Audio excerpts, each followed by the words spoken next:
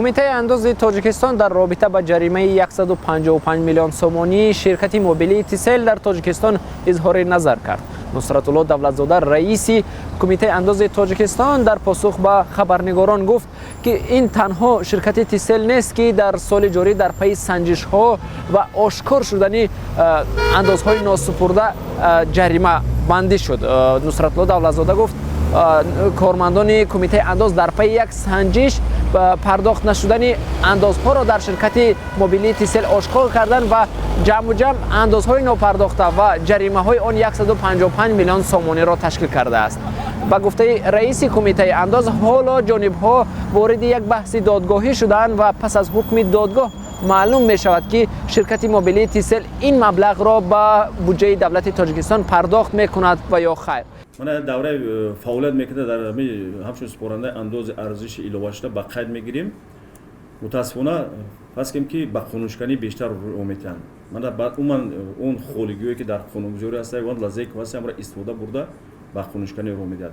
ما هرچند برنامه‌های کامپیوتری تکمیل داده استیم که برای پیشگیری کردن همین خونوشکنی متاسفانه روحی نو بنامشه من جستجو کرده گفته استفاده غیر قانونی استفاده میبرند.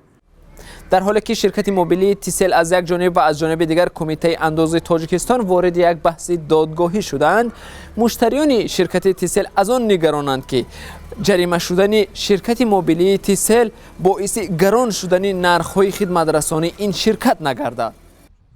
به فکرم میتواند تاثیر داشته باشد. شاید اندازها بالاتر شوند، نرخنامه‌ها زیادتر شوند.